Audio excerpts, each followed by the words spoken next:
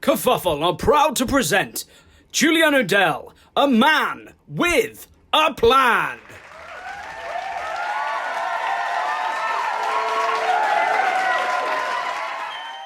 Hello everybody and welcome here today. I am tremendously excited to an exclusive of Kerfuffle here.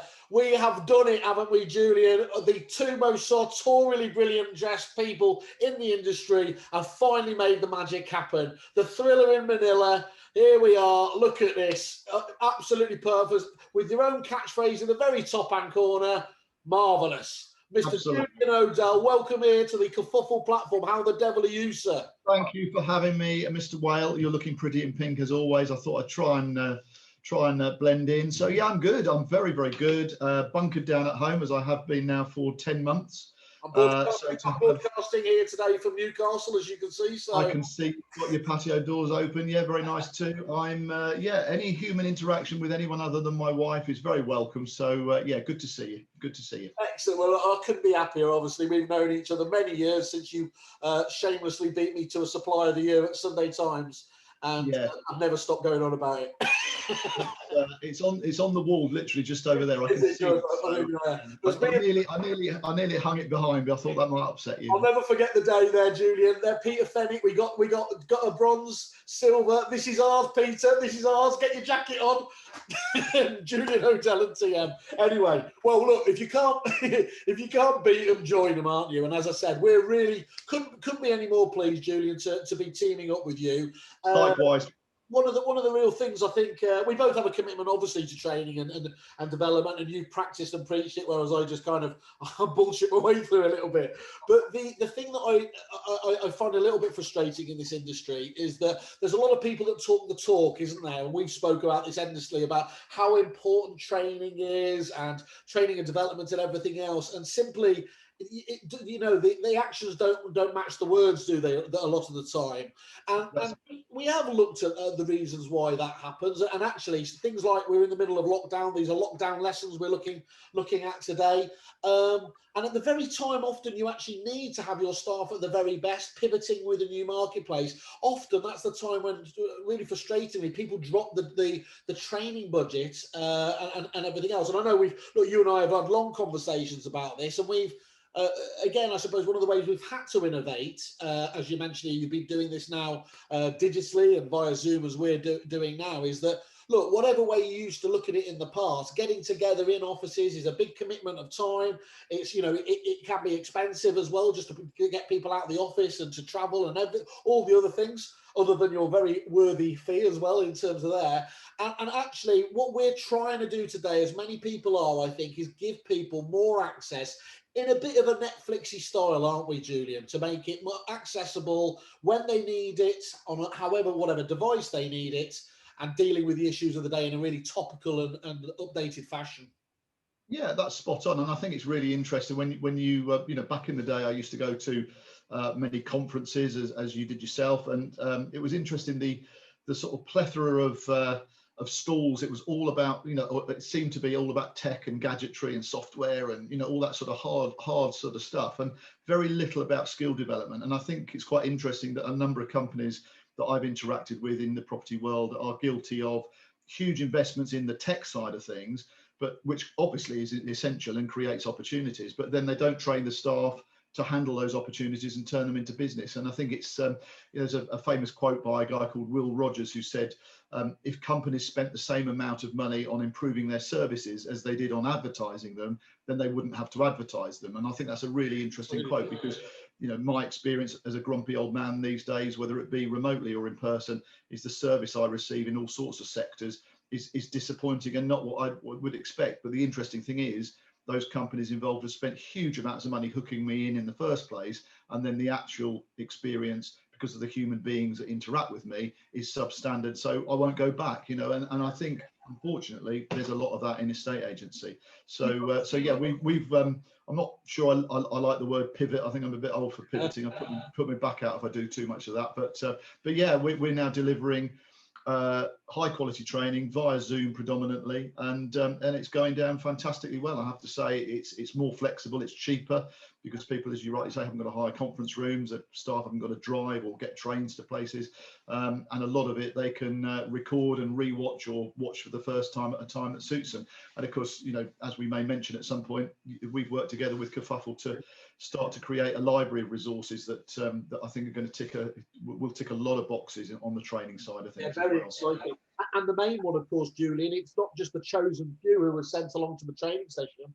Everyone in the business can consume this training, can't they, as well, which is fantastic. So that's really good. Yeah, I think it's really good. I think absolutely what you say there.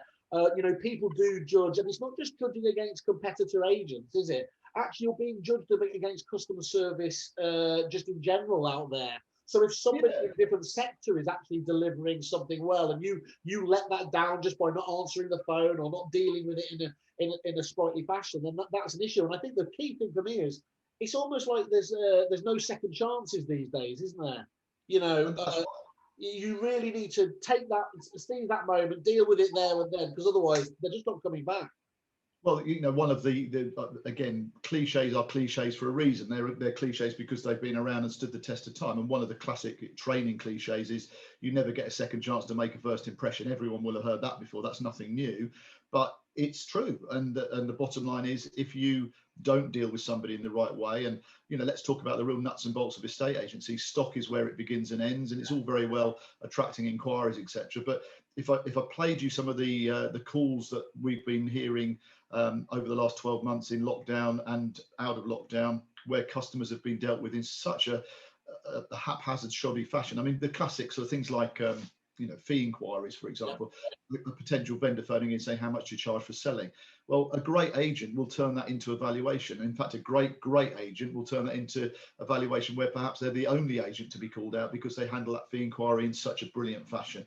But if I played you some of the calls that we've recorded on mystery shopping exercises, it would make your hair curl. I mean, it makes my hair curl, and that's saying something. You know, just the real horrific stuff whereby that fee inquiry is a million miles away from being dealt with in the right way. And that's just one little snapshot. But, you know, again, interesting how companies will invest in marketing, invest in social media activity, invest in branding and all sorts of things to get that phone call coming in from someone who's got that agent on their radar as being an agent they might use to sell their property, and then it goes no further because the human being doesn't deal with it in the right way. And that's where I think we need the balance between you know, tech and training, really, you know, those two things together.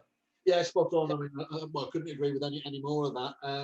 And so I'm delighted to say today you've got a plan, haven't you? So this is helpful for people like my good self here.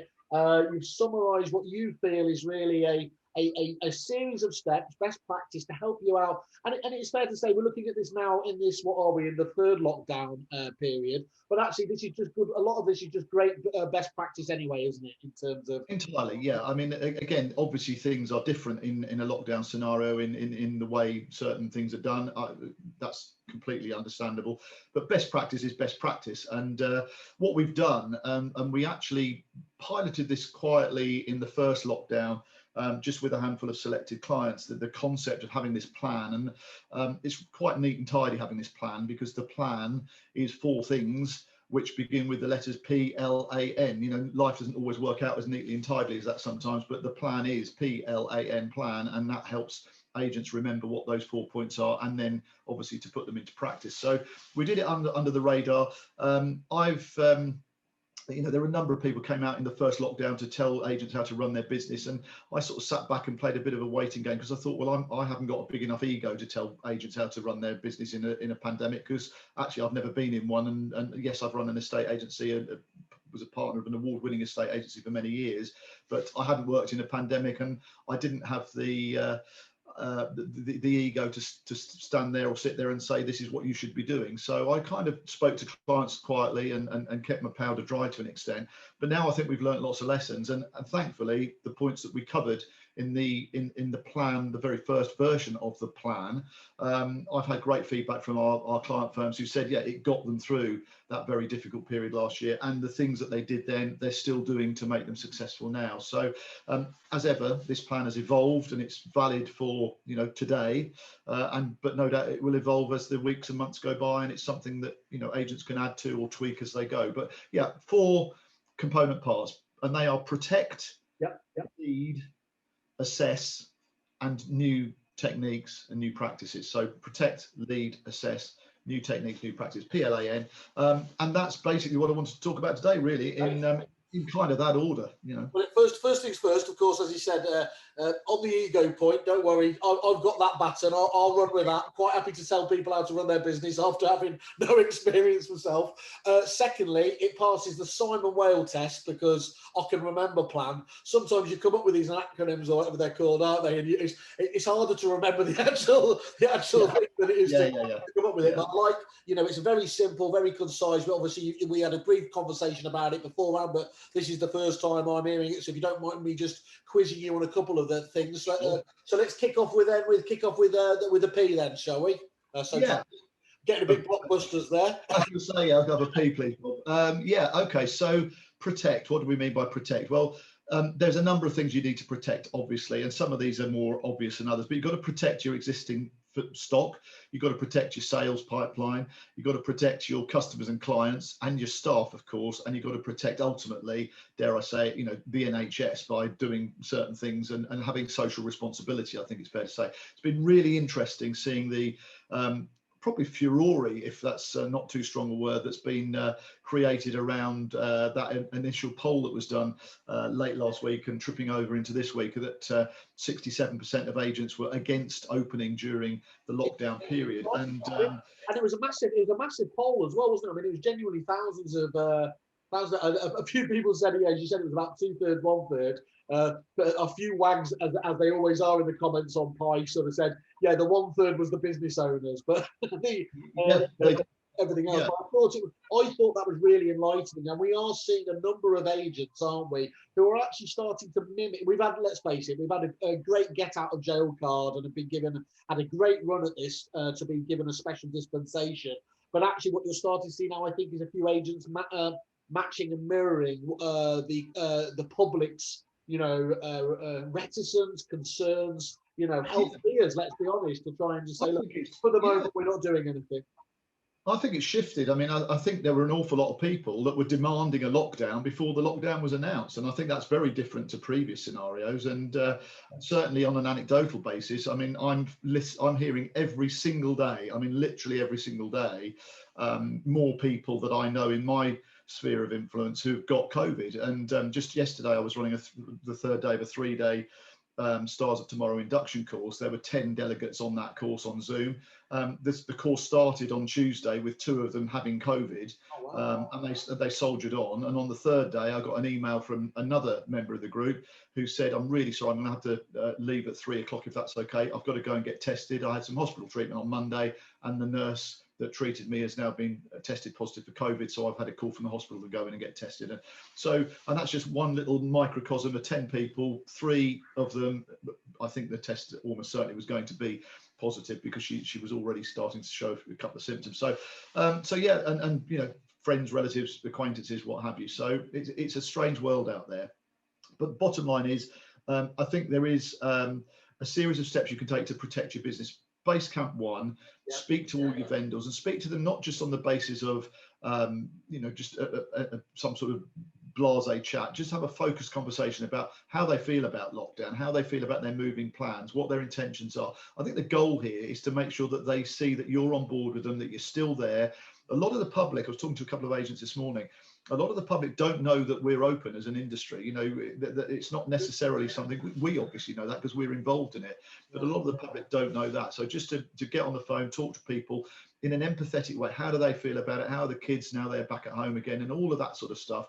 On occasions, I know agents in 1 or 2 previous lockdowns have helped their vendors with maybe your delivery, or just to be part of the community and be seen as that community agent. But certainly to focus on your existing stock, make sure that they are still on board with you, make sure that they know you're on side with them, and try and probably to focus, if you can, on sifting them into 2 categories, and they would be the must moves and the might moves.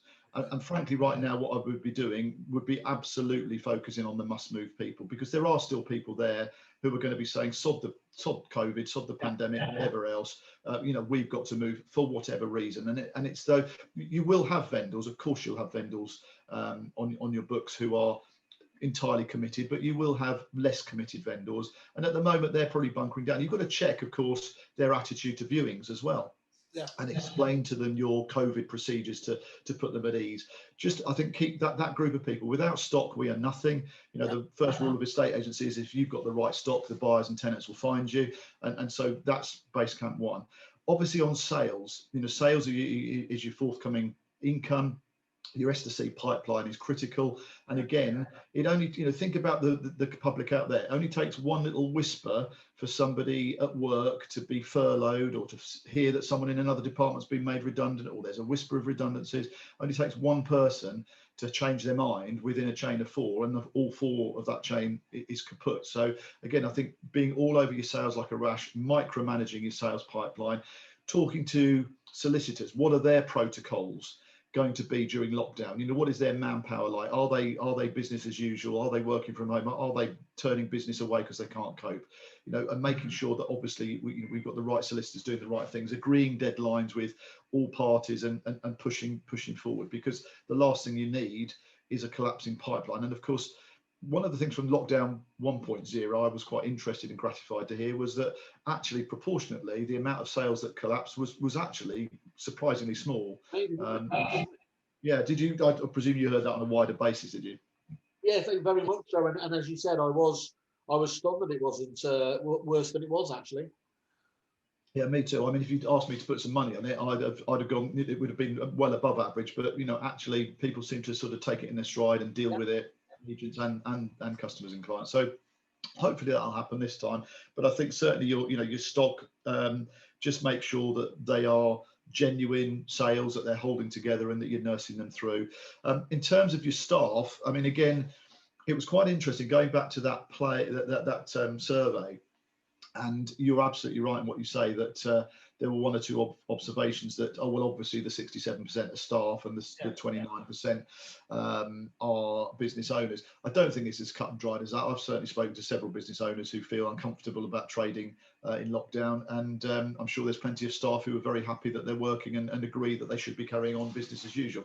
So I don't think it was. I think those glib remarks were a little distasteful, if I'm honest. And also, but even if they're true, I think those business owners who are voting, saying, yeah, we're absolutely right to open and let's crack on, they do need to be mindful that possibly 67% of their staff might feel differently, and they need to be managed in a certain way. And that would be, you know, what concerns have they got about working? Do they feel safe? You know, are we genuinely? I hear some horror stories about lack of masks and lack of you know, some of the basic protocols out there. So I think if you're going to be moving forward successfully through lockdown and out the other end, you've got to keep your staff on board, and part of that is the kind of pastoral support that you give them, whether they're working from home, whether they're furloughed, whether they are in the office as normal.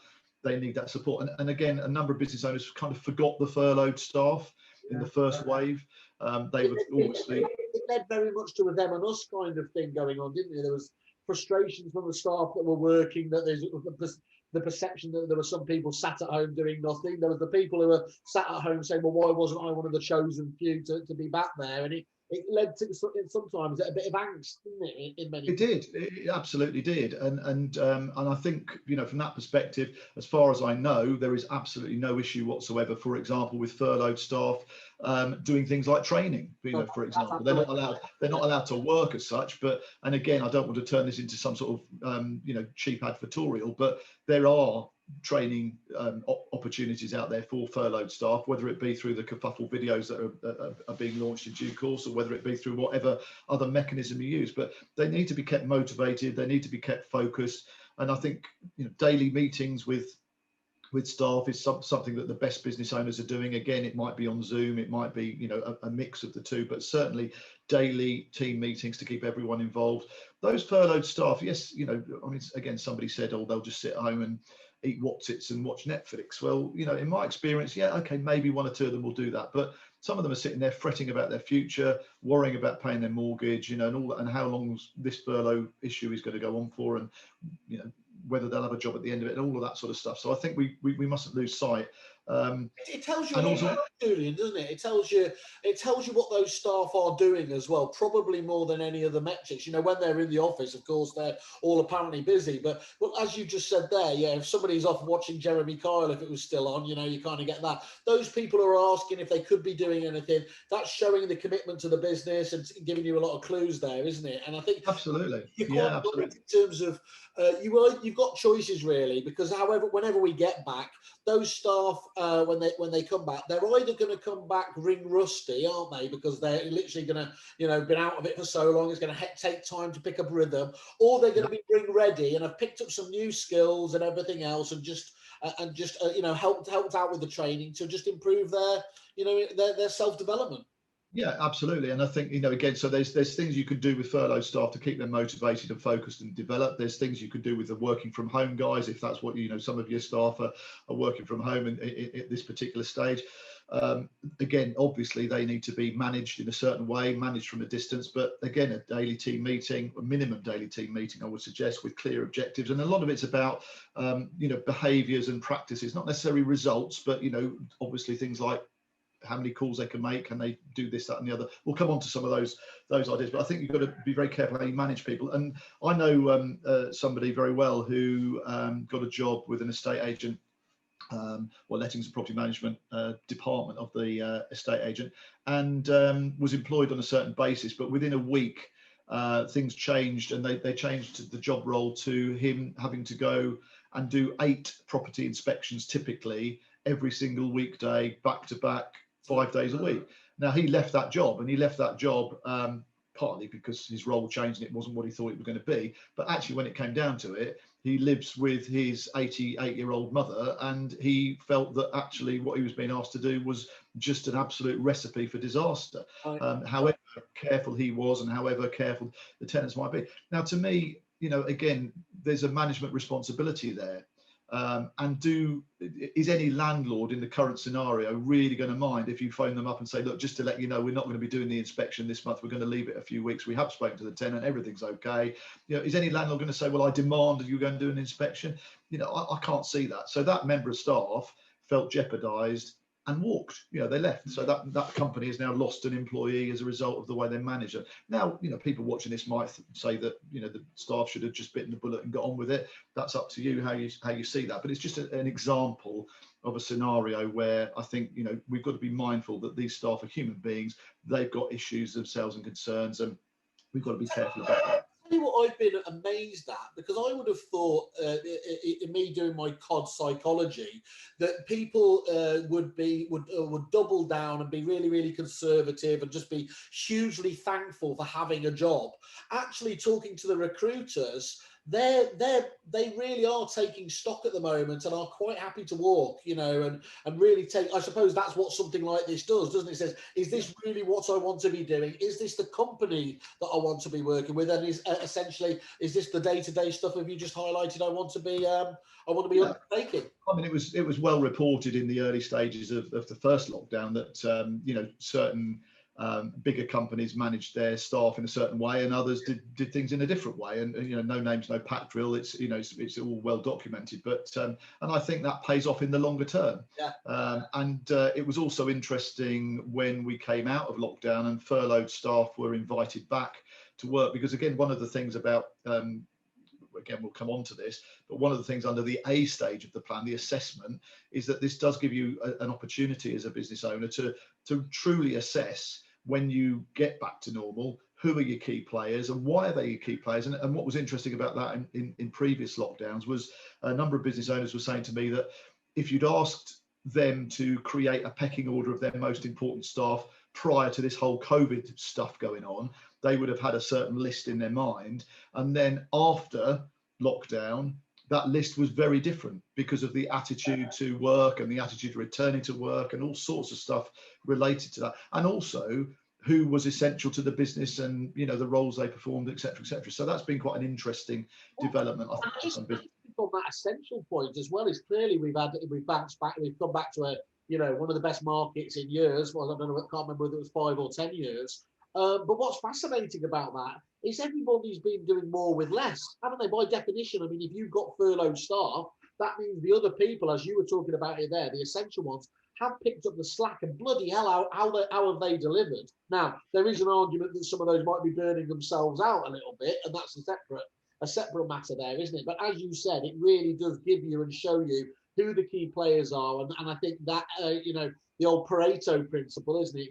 Focus on getting the stars, work with them, because actually they're the ones that will see your business, see your business. Yeah. I think there was a degree of panic in the first lockdown, whereby it was like the world had come to an end and what the heck's going to happen. And funny enough, this company I was training these new starters for yesterday, of the 10 that were on the course yesterday, or over the last 3 days, 3 of them had been let go by a rival agent almost instantly in the first lockdown last year.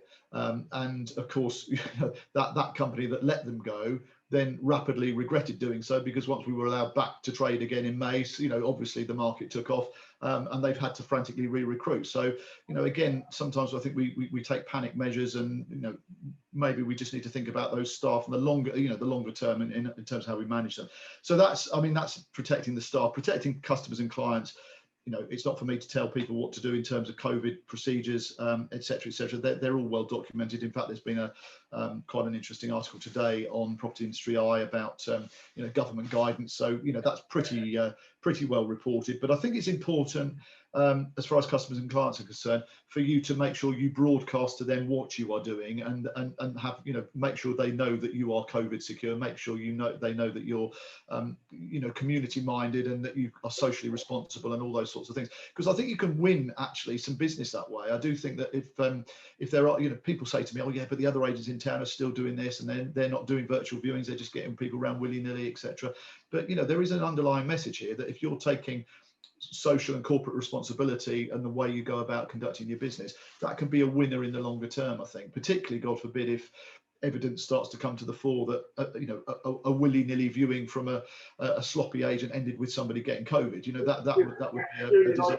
I've been boring our team to death with just saying, look, I can't believe they haven't found one yet. The likes of the tabloids, the Sun, and would like nothing more, would they? A state agent infects or kills a member of the public. They would have a field day, wouldn't they, with that? So, I suspect the reality is it probably has happened. It just hasn't been, reported, or maybe they haven't joined the dots to back to that event. But I think there's certainly a worrying amount of stuff going on. I mean, I'll give you a flavour of that. Again, there's a town where somebody was saying that 21 agents in the town, and only 2 of them are doing virtual viewings. So, by definition, I assumed in my little home bunker here on my self-imposed long-term lockdown, I assumed that the world had moved on and that the vast majority of agents were doing virtual viewings, because it seems a very practical, easy measure to take to build that layer in. Because of course, again, we'll come on to new practices, but if there's agents tuning in to this not doing virtual viewings, I'd love to debate as to why you're not, because to me that's a protection for everybody involved, your clients, your customers, your staff, the whole shooting match. So there's so many efficiencies to be gained, isn't there, as well, from this? I mean, we talk about the Aussies always laugh at our rather they feel antiquated private viewing system when they have famously open homes, all really efficiently done and everything else. Now we're in a different place anyway, but what this is doing is actually it's almost leapfrogging the efficiencies even of the actual open home, isn't it? And there's a lot to be said in terms of just the classic annoying things, no shows on viewings and everything else. We did calculators at my old company that showed how much a no-show cost. All the phone calls back into the office, back out to the obviously the applicants and everything else from there, and the time, energy, petrol. It's just that it's just there. So I think that seems to me that it should definitely. Well, I mean, if you're not doing it now, I can't see for one reason why you wouldn't be. And do come and talk to us, by the way. We've got a number of different providers on the Kerfuffle website who are doing some really good stuff in this area. But also, I think just making the point, this is going to be one of those that is not binned, is it, when we come out of lockdown? I think inevitably that when I remember.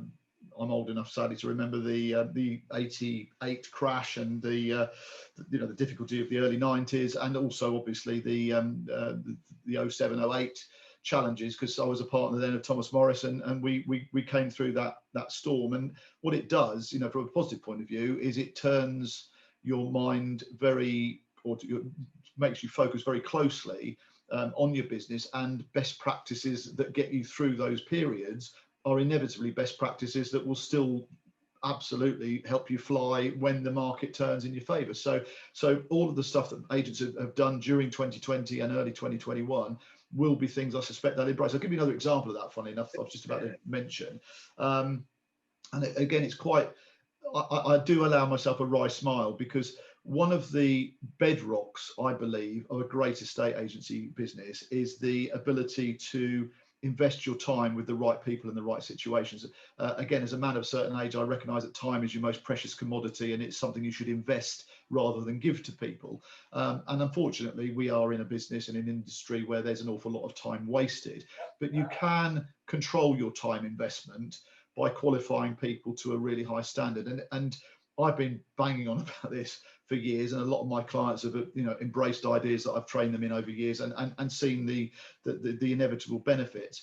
But it's just been interesting how that idea of fully qualifying your customers has suddenly, you know, shot up the agenda as a priority for lots and lots of agents. You know, again, when you look in social media chat rooms or forums or whatever, or on some of the trade press comments, etc., it's just like, you know, we're now fully qualifying our customers. Because, you know, I wouldn't be small-minded enough to say this, but I'm tempted to say, well, surely you should have been doing that for the last X amount of years, because that is best practice. You know, just because we're in a situation now, why would you not fully qualify people? Surely it's better to send one person round that can put their money where their mouth is, that buys the property because it's the right property.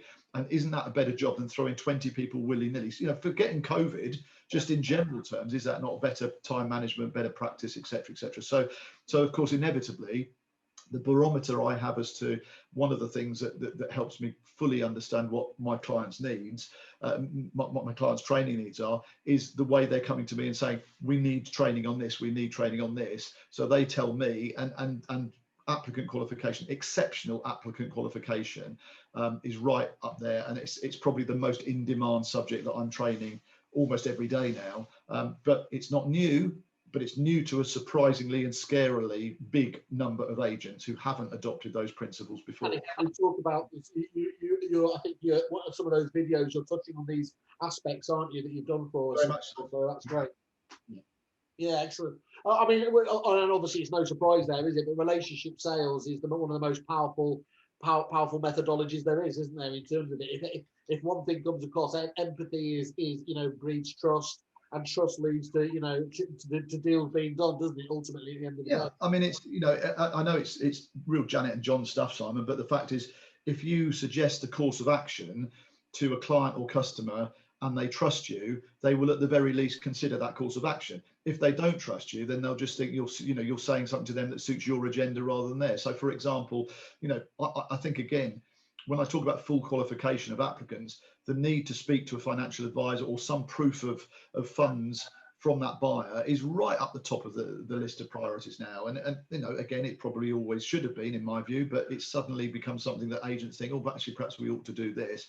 And the reality is that if you say to an applicant, why don't I get my colleague John to give you a call and he can talk you through the, you know, the financial side of things, the financial elements of the move, the mortgages, etc., etc.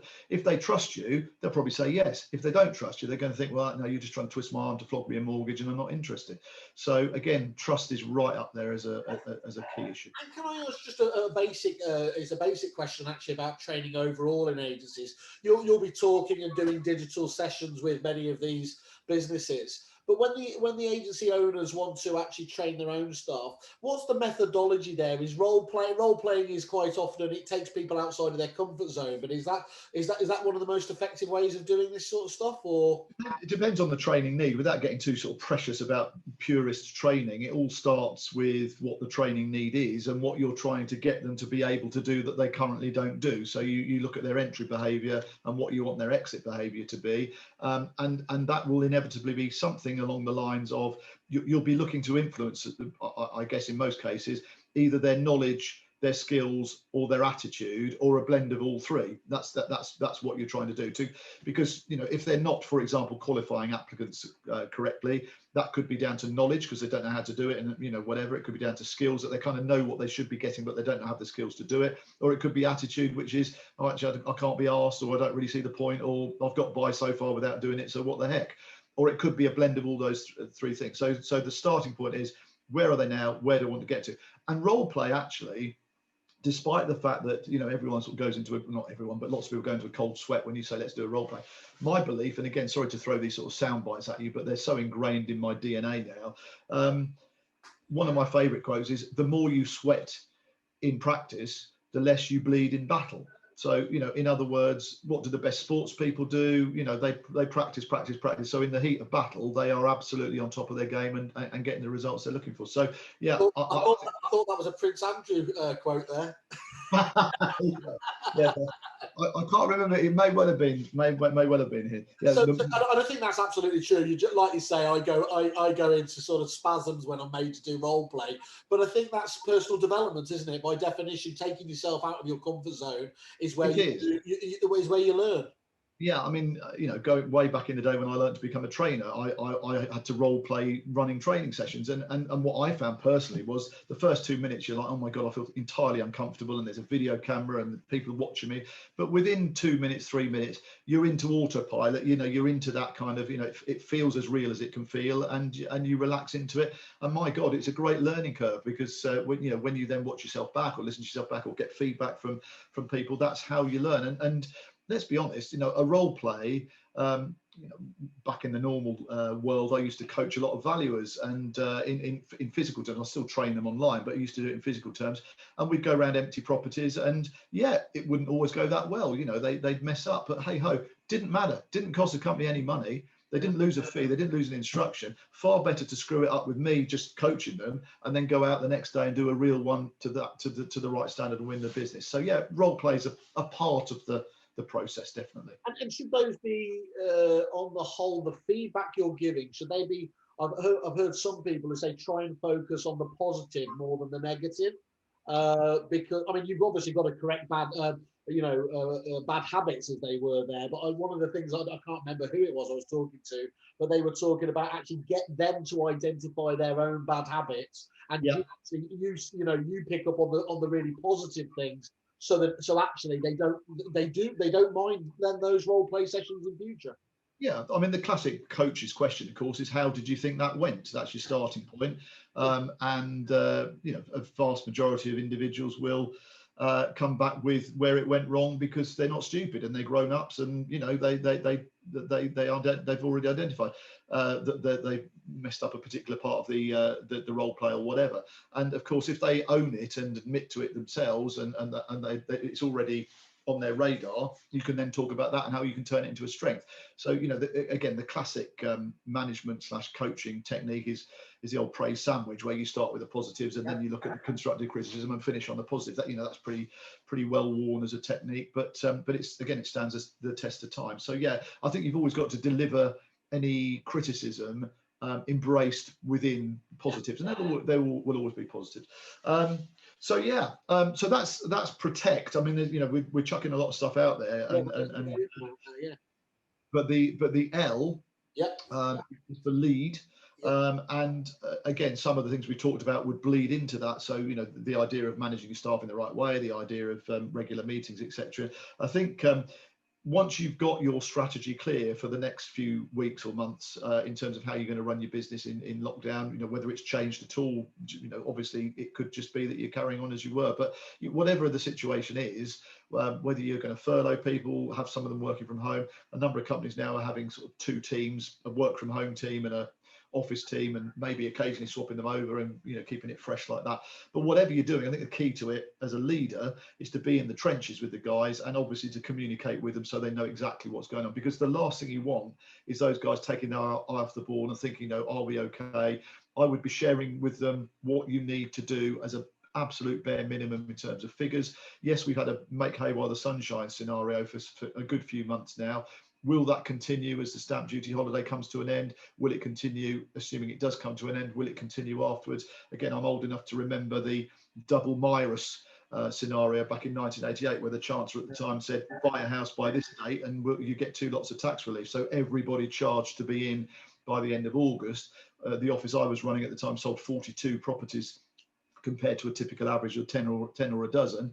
We sold 42 houses in June. In the September, we sold 4, because obviously everyone that would normally have been later in the year, earlier in the year. And I do wonder and worry that we may hit that type of scenario. So let's not, accept that the market is going to fly right the way through this year. We could be in for some difficult times. And again, if it goes quiet, your staff need to focus on best practice and winkle out the business, and all these best practice ideas, whether it be qualifying applicants, looking for valuations, whatever it may be, will make a difference. So I think it's good to share the burden of where you are, what you need to do as a business, the sort of levels of figures, and make sure that they are seeing you in the trenches with them. And by the way, Julian, I think one thing you mentioned there earlier, didn't you? You've got to remember as well is that there's a huge amount of experience locked up in most of these business owners, as you said, whether it's 88 or even 2008. Much of the staff haven't been, okay, none of us have been through a pandemic, but we have been through kind of tough times as well, isn't it? And that experience is just massively valuable, isn't it? Yeah.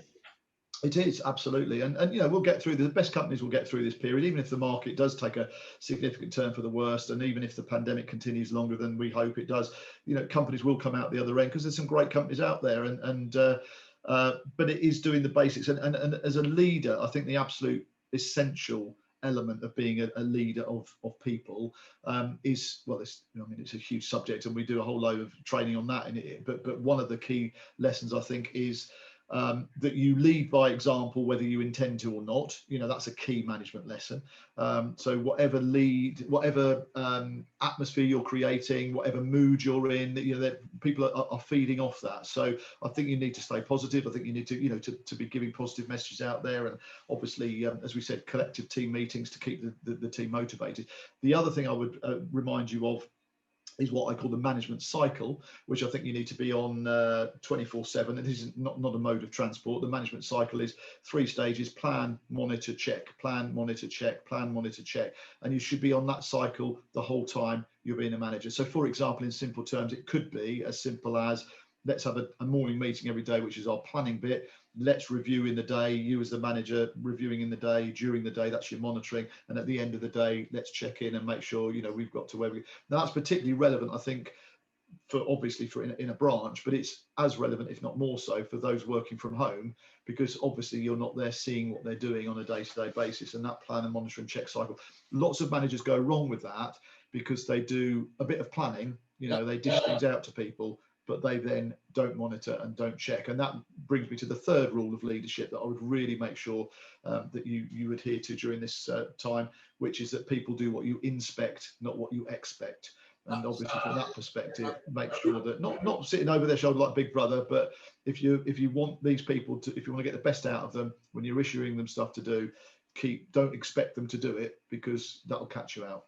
Yeah, that's really key. That's you've met him, Rich Durant. He's our strategic director, ex-MD of Intercounty, and that's one of his favourite quotes. It really is, isn't it?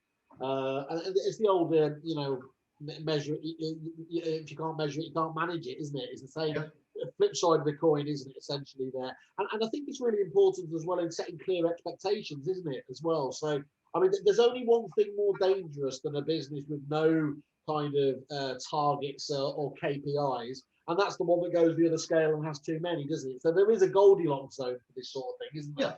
Yeah. For example, I think if you're leading people, let's say you've got some people working from home for all sorts of reasons. You've got people working from home.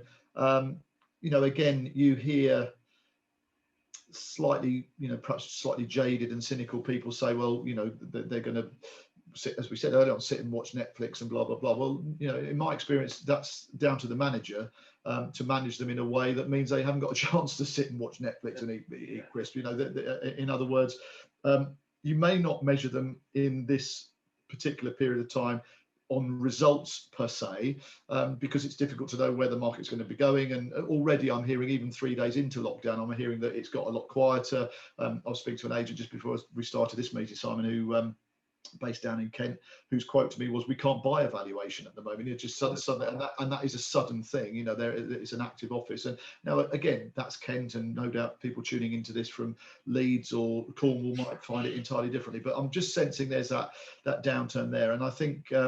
So what you need to be careful of doing as a leader, and the lead part of the plan, is to make sure that you are managing those people from a distance by giving them tasks to do that are still measurable, because they have to be measurable, of course, and that might be, you know, phoning X amount of old valuations in a day, or, you know, training them to qualify to the nth degree, and working on the database and making sure you end up with a nice lean, mean, fully qualified database at the end of that period of working from home, and, you know, all of those sorts of things, making sure you're targeting and rewarding behaviours as opposed to necessarily the hard and fast sales results, if that makes sense. It absolutely does. And just on that key point there, in terms of just prospecting and talking to people on your database, I've heard a lot of people, a lot of agents that are very nervous about, you know, being perceived to be phoning up during a pandemic there. Do you need, what's your view on that? Do you need to just get over that? Is that a mental barrier? Is there a change? Is there a nuance that you can actually contact people with just in a slightly different way?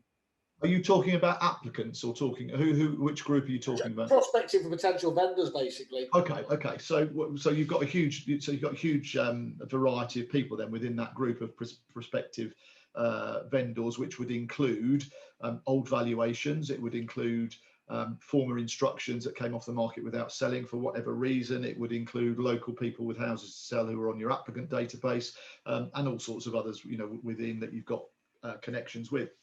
So really interested in this, and I'm speaking from a personal point of view. For me, if I was a negotiator working from home, I would want to be busy, and I would be more than happy to phone up, you know, people that we've dealt with before, or, you know, whatever, if my target was to try and generate some valuations, or even virtual valuations, maybe, you know, whatever, or certainly talk to people that way, because that way the day goes quicker, and I'm feeling, you know, a sense of accomplishment and stuff like that. That would be me, and I guess that goes for most estate agency staff. And so if you are targeted to phone those people, I don't think there's any issue phoning them. I'm surprised, actually, putting my homeowner hat on. We've lived in this house 8 years. We have never had contact from the agents that we dealt with 8 years ago. We get the occasional leaflet through the door, but I'm talking about, you know, once every, I don't know, 6 months or so, maybe 4 months, you know, not very, very few. And actually something that I would welcome the opportunity to do, albeit that, you know, we've got to be careful and everything else. I'd love to know what my house is worth now.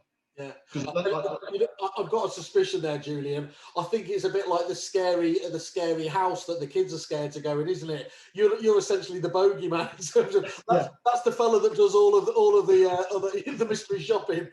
Yeah, there may be a sense of that, admittedly, but no, you know, even if they phone me up and just said, you know, you bought this house 8 years ago, just sort of touch base with you, you know, give me a virtual valuation, give me a ballpark, and tell me what the market's doing. I just don't think there can be a better excuse, can there, during this, realistically, in terms of, you know, the reason. A lot of people talking out just to check that everyone's kind of okay and everything else as well there. And just, look, you'll have seen a lot, obviously, in the market, going on in the marketplace. We're here if and when you need us. Just a nice, gentle conversation, isn't it? Yeah, and some of those people are at home, and, you know, have got, by definition, more time to have a conversation. And, you know, even if you winkle out a few that are saying, well, yeah, once the pandemic's through and washed through and world gets back to normal, funnily enough, it's quite obviously, I mean, one of the things I think that took us by surprise was the level of activity after lockdown 1. But when you think about it, maybe we shouldn't have been surprised, because what happened? Well, people bunkered down at home. They probably thought, well, my house is too small, my house is too big, my house is too drafty, I haven't got outside space, and I'm sick of being cooped up here. I want to get a garden. I don't like my partner. I do like my partner. In fact, I like her so much that she now is expecting a baby, and, you know, all of that sort of stuff. All of that stuff's gone. You know, life goes on in lockdown, and it's created perhaps that spur of activity, and I think you can harness that. I'm amazed that you know, again, working from home or whatever, if incoming activity dips, I don't think there's ever enough hours in the day to proactively contact people that you've had. Again, famously, people talk about previous clients. Well, to me, a client is a client is a client, whether they were a client 2 years ago or 5 years ago. If you've got access to them, to pick up the phone and have a conversation, because I tell you what, you will definitely winkle out some business, and the one thing that is for certain that you won't winkle it out without making it. Obviously, our Aussie friend, Mr. Josh Spigan, he tries to correct people, doesn't he? He says, stop talking about them as past clients. They are clients if you talk about them. Yeah. And I love that change in ethos, isn't it? It's really, they're just a client for life. Get over it. You're staying in contact with them and you're providing a valuable service. Stop being guilty about it. Yeah, exactly. So I think all part of that L of the plan, the leadership, is all about making sure that you've got those, that you're deploying your staff in the right way, that you're focusing, that you're managing that plan, monitor and check cycle, and just keeping that they're moving forward. The A of plan is assess. Now, again, obviously, the best business leaders will be doing this anyway, and I don't want to teach anyone to suck eggs, but I think if we accept, and again, fascinating debate for another day, exactly what is the market going to do? If we accept that the market may not be all wine and roses this year as it rolls through, then obviously the thing to focus on is costs versus income. And one of the things about any sort of reduction in incoming activity is, and one of the things I said to this business owner this morning on the power hour I did with them was, use this new time that you found because of a lack of activity to invest in your business. And in fact, I'm not blowing your particular trumpet, Simon, you do enough of that yourself, but the fact is I mentioned Kerfuffle, and he's already been in touch with you guys to find out, because I've said to him, look, yes, there's a lack of activity, perfect opportunity to invest time in looking for new suppliers and changing suppliers and talking to your existing suppliers and whatever.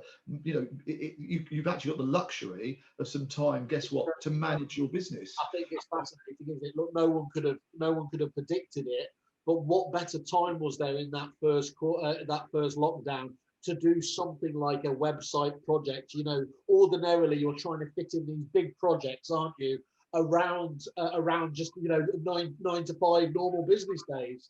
But again, you could be forgiven for not doing it in the first one, but we have had, and we're in the middle of the third one now.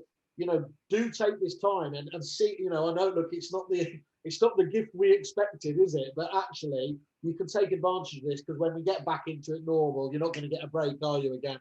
No, it's the perfect time, and I think inevitably what you need to be doing is looking at the things you've got that you spend money on, and what's nice to have and what do you have to have. And obviously, if things at certain times I think what worries me is that, and I've seen this before, I've seen it in a number of downturns before. I'm not saying that maybe I'm wildly wrong and the market will just fly and we'll be happy as Larry going forward. I don't know, but I think it feels to me as if we may hit a more challenging time. And now, to me, when things are right, it's a bit like the football analogy. When's the best time to sign the best players? It's when you're top of the league. You might think, well, we don't need them, but actually that's when you're going to. And it's the same with business.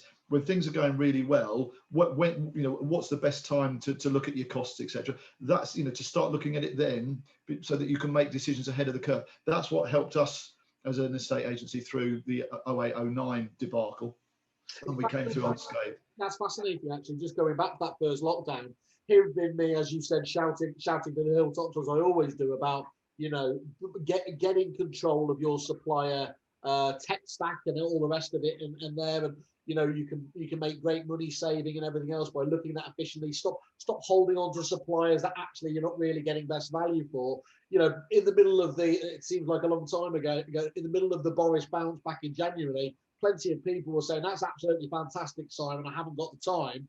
Well, literally 6 weeks later, they were going through that process, but it was, there wasn't too much science about it. It was just trying to, cut the costs, brutally at that point of view. And so I think there is a real merit, isn't there? Is just get your shit in order so that you said yourself, and I agree with you, it's overused, but so that you can pivot effectively and quickly. Yeah, exactly. So you're ready to go, because I think we get a bit flabby and a bit sort of, relaxed about costs when the income's flying in. And then obviously if we don't get ahead of the curve, then we've still got those ongoing costs if the income does slip a little bit, and suddenly we're in that scenario where we're scrabbling around thinking, where can we save more? So that would be a part of your assessment. I think the other thing about assessing things is, and again, I don't want to sound like a jaded old cynic, but I've run regions in estate agencies, and I've run, obviously been part of running an independent estate agency, etc. And depending on how it's structured, sometimes your sales pipelines aren't always as good as they seem to be. And what I mean by that is, if you've got a little, Johnny, the manager, in an office which is struggling, and Johnny's under the microscope a little bit, there is a chance, of course, that Johnny won't necessarily be putting in all the cancellations, because he doesn't want to be going to a managers meeting reporting that he's had a terrible sales month. So therefore, I'll take that out of the figures in a few weeks' time, when I've got a few more gross sales coming in at the top end, and I can hide those cancellations a little bit easier. It might sound terribly cynical, but I took over a region in a corporate estate agency where one particular office had 39 subject to contract sales running at the time, and when I stripped away the veneer and checked them all, there were only 13 that were genuine. So of course, I know that's extreme, and it's probably not going on in your businesses if you're tuning into this, but just be careful, because if you're basing your forthcoming income on a pipeline that is actually flawed, that will catch you out massively. And so, practically, what do you do there, Julian, in terms of, is that just about having the right conversations with your team? I think it's about having conversations, but I think it's also about managing your data and the information. Obviously, if you've got to take a hypothetical case in point, if you've got 8 offices and you've got 7 of them with a reported abortive sale rate of 22%, for example, and then you've got one office who's got a reported abortive rate of 4%, then that should jump out and slap you around the face. That seems a bit weird. Either they're doing something amazing to stop all the sales falling through, or they're not reporting the sales falling through. So there's certain management information, I think, that can point you in that direction. Again, how long are sales taking from exchange, from going S to C to exchange? Again, if you've got a few anomalies within those figures, whereby most offices or most of your businesses are hitting certain timeframes, but 1 or 2 are way longer, that suggests that there are sales in there that are actually not going through to exchange. So it's things like that. But I think it's also about the culture. I've worked in cultures where the boss will say on a Monday morning, how many sales are you going to do this week? Well, you might as well ask them for the lottery numbers, because frankly, how can you possibly tell? I worked for a company where we had to pledge, and I've hated that word ever since. We had to pledge on a Monday how many sales we're going to do. Well, guess what happens on a Friday? If you're 3 short of sales, you'll probably stick a couple in, just so that on the Monday you could say, well, we were only 1 short, boss, but 2 of those sales were absolute nonsense. So you then end up with that going on. So it depends on the culture. That's only really relevant if you're managing from a distance. If you're in the trenches with your staff, then clearly you'll have a handle on what's going on. But it's just a tip that I would give you to genuinely assess, on the one hand, your must-haves and your nice-to-haves and what you're spending your money on, and on the other hand, what your income is, which is a combination, of course, of genuine pipeline stuff and your exchanged unpaid, the stuff that's gone through. And again, on that front, I've noticed that you need to be very careful that you don't get the dirty done on you by clients. Again, some agents get a little bit sloppy and a little bit ragged around the edges on certain practices. If you have got clients that you are selling for, do we know where they're going? Do we have forwarding addresses? Because if you don't, and they don't pay your fee because they quietly speak to the solicitor and say, actually, I'll sort it out direct, don't worry, then you could find yourself chasing money going forward that ultimately you may not get. So just protecting and assessing your income and your costs, I think, is really important. And I'm guessing as well, Julian, another big benefit of this, the more you're on top of that pipeline as well, the more chance you've got of being able making it more efficient and everything else. You've got more chance of turning it around more often, haven't you? So exactly. Cash flow improves, and I know a lot of the best businesses work very hard on that, don't they, in terms of maximising the kind of velocity of that pipeline. I think, again, it's really interesting when I work with agents literally all over the country, and there's a very different ethos from one end of the scale to the other in terms of booking sales, for example. So I think best practice yes, of course, we've had the stamp duty holiday. Let's assume that here we are in January. Let's assume that that stamp duty holiday comes to an end and we're back to some sort of degree of normality going forward. You know, to me, obviously, the sales that were being agreed in September, October, etc., there was a massive focus on we want to be in by, you know, the end of March for the stamp duty avoidance.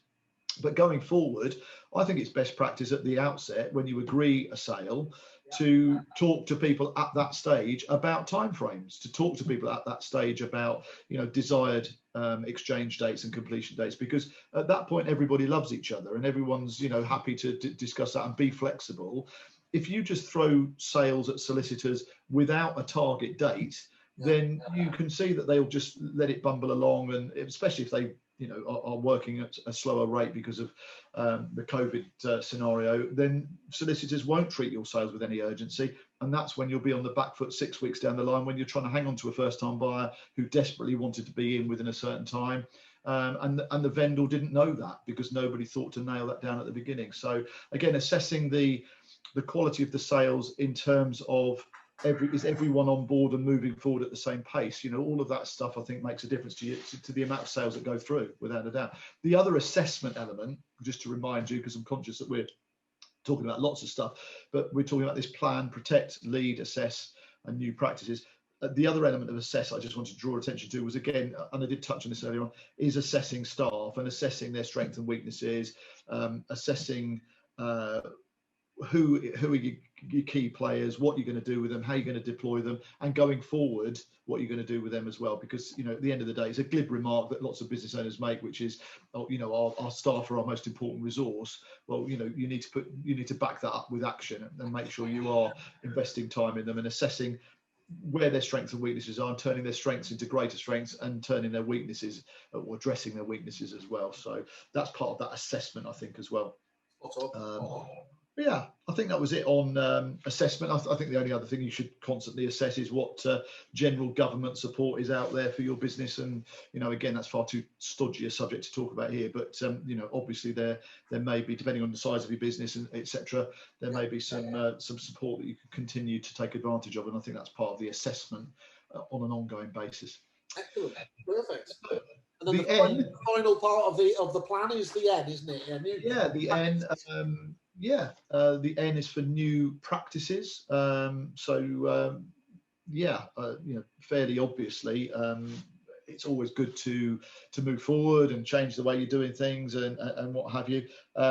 We've talked about a few of these, I guess, as we've gone through.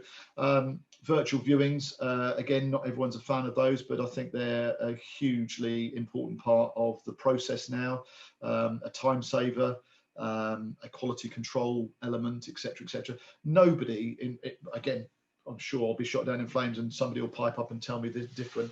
I can't imagine anybody, or certainly very few people, actually committing to buy a house from a virtual viewing alone. So we're not saying it replaces physical viewings, but what it does, I suspect, is weed out an awful lot of unnecessary physical viewings, which has got to be a great time management tool. And of course, back to that initial idea of protecting your customers, protecting your clients, protecting your staff, and not having people going around willy-nilly. I mean, even just this week, I think on the day after lockdown, somebody was inquiring on one of the trade press forums that you know, they've got an open house booked and 15 people coming around in a couple of hours. Should they still do it? Well, you know, I think there's an easy answer to that personally, and that's no. But there we go. You know, we've had a couple of them on recently. So there's the likes of Gavel, there's UC Homes, who are two very innovative kind of ones there. I think the lovely thing about this as well, Julian, is certainly in the case of UC Homes, they've got a 3-month trial. It's a proper suck it and see scenario, isn't it? You need something now anyway. Why don't you see if he's going to be part of your kit bag going forwards? Fantastic. Yeah, I mean, and why wouldn't you have a 3-month trial or something? You know, it's great. But I think some of the new practices that agents are adopting and have been adopting, in fairness, for a while via the training is, you know, we train a very stringent but very effective applicant qualification approach, which is called the MAN principle. It's been around a while. It's not a new idea, but it's alien to a number of agents, quite pretty much the majority of agents, when I ask them if they've heard of it, say no. I mean, I did a webinar for Rightmove 18 months or so ago and asked the question of 500 people tuning in, have you heard of the MAN principle? And only 11% had. So I suspect it's new to the majority. It may be new to some of the people tuning in if you want to inquire about it. But the concept is basically that you are going to do exactly what the situation currently dictates, which is to fully qualify and accurately qualify your prospects before you invest time in them. And it's based on this concept of the MAN principle, which is motivation, ability, and needs, and fully understanding that. And obviously, an element of that under ability is their financial capability, which again, so a lot of what we do is about training staff on how to get a mortgage advisor conversation agreed with that applicant. And again, that's easy if you do it in the right way. It really is. It's too many agents do it in a clunky, clumsy, poorly timed way, which is literally, would you like to speak to our advisor? And of course the barriers go up, and there's a much more skillful way of doing it. So again, too big a subject to talk about here, but it's investing in the skills that you need the staff to adopt to raise standards in dealing with customers and clients in a new way. And it will be brand new for some of them. So to be fair, for some, it might be going back, almost like a Back to the Future scenario, where you're going back to things that made you successful in the first place, which perhaps have slipped. But those, again, I don't want to necessarily over promote them, but for me, if I was back to owning an estate agency and somebody said to me, here's a library of bite-sized training videos that your staff can watch, which are going to cover off the absolute best practice principles, nice, short, sharp, no flab, real punchy stuff, and you can access those via Kerfuffle, to me it would be a no-brainer. And I've piloted a few of the raw versions of those with some of my friends and acquaintances within the industry, and I have had great feedback. So yes, I'm biased. I'm biased. They're fantastic. They genuinely are. We've seen feedback. They're exactly what people are after these days, as you said. Bite size, hyper relevant. No, what do they call it? No fluff or anything else around it. It's really, really concise. So we'd look at anyone who's interested. Yeah, please do get in contact. We'd love to get your feedback and tell us what you think of them, because I think they're fantastic, to be honest. Yeah, and what it allows you to do, whether you use that or any other method, or you train them yourself, if they're fully qualifying the applicants, what you will end up with is a clear picture of who the must-move applicants are. We talked about vendors earlier on, but you've got your must-move applicants and your might-move applicants. And again, the focus very clearly is going to be on the must-move people, because they need to move. So it is as simple as thinking, right, I've got a batch of must-move vendors, a batch of must-move applicants. That's where I want to spend the lion's share of my time, because if you don't do that, you will be a busy fool, because you can charge around all day doing stuff and end up with no results. So that's, again, something I think to think about. And going forward, other things that agents have done, which again, they perhaps got out of the habit of doing, is if you end up with a batch of must-move people, there are sometimes some less obvious opportunities in there, like swap opportunities. Yeah. So, for example, you've got two applicants, vendors, whatever. Where it works particularly well is if you've got somebody looking locally to move up market and somebody else looking locally to move down market. What we've found through our training and through what I used to do in our estate agency is that the down market movers are the key, because they tend to be less fussy about the property they're buying. Very often they're driven financially to move down market. So their goal, if you like, their problem that they're solving by moving is to sort themselves out financially. So if you offer them the opportunity that Mr. and Mrs. Jennings want to buy, interested subject to sale in your property, they happen to have a 3-bed semi compared to your 4-bed detached, there may be an opportunity to do a swap there. And what I used to love about swap deals is that they very rarely went wrong, because of course if you pulled out of your purchase, you were losing simultaneously your buyer. So it's kind of and even on occasions there might be opportunities for for sort of three-way sales and purchases as well. If you're focusing on those individuals within the local community who are must-move people, you can very definitely winkle out some opportunities there, I think. Excellent. There's some really good stuff in there, and I think you're right. The whole point about looking at new practices, best practices going forwards, the change there. The really key thing as well, though, just like I was talking about before, it's really important to find that Goldilocks zone, because there are only so many spinning plates essentially you can adopt at any one time. We both know we've both been lucky enough to have and work with Romans as a client there, and I think they as an agency, certainly in their pomp, were so almost Apple-esque focus, wasn't it? Famously, Apple turn away more good ideas than they actually adopt. But by doing that, they made sure that they happened and they got through, rather than like so many of us, and I'm the worst for it, 6 or 7 spinning plates and none of them ever getting finished. Yeah, exactly right. I mean, it's a simple business. It's, it really is. It's overcomplicated by some people, but it is a simple business. And if you are doing a great job with your vendors and looking, getting them on in the first place, looking after them, etc., keeping them loyal to you, particularly at the moment, speaking to them, making sure they know you're on board, making sure they know you're still open, and that you are still there trying to sell their house in the current circumstances. That yes, things might be more challenging because some people won't want to go and view, etc., etc. So making sure their expectations are sorted, but sort out what you're doing with them, and on the other hand, deal with your applicants in the right way. Even down to the fact that, and again, this may not be new for some people, but it's definitely new to others.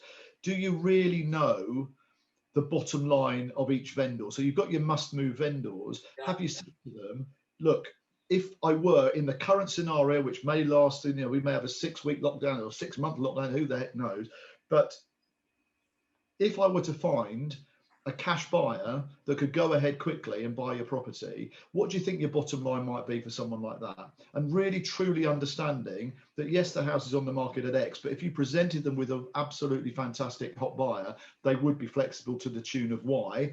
Then you now know that property, instead of needing to achieve that figure, there's flexibility. Simultaneously, you're talking to your applicants and saying, look, obviously, in certain parts of the country, supply is a little difficult at the moment, etc.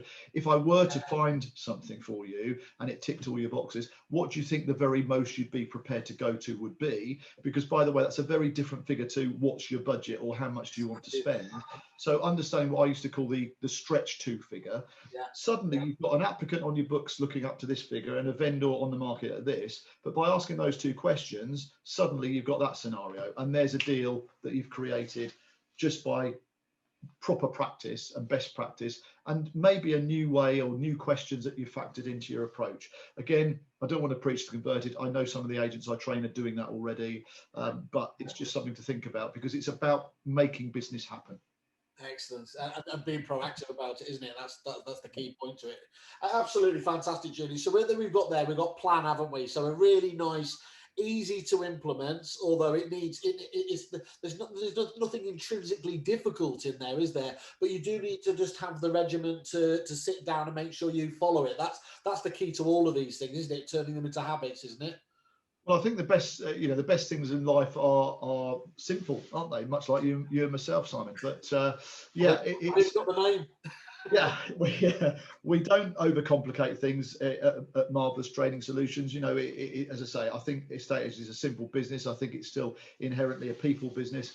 And the plan for lockdown 3.0, protect, lead, assess, and new ideas, that's something that we would recommend. And obviously, in the confines of an event like this, or a meeting like this, conversation like this, it's difficult maybe to get everything across. And if anybody wants to have a conversation separately, obviously very, very happy to do so.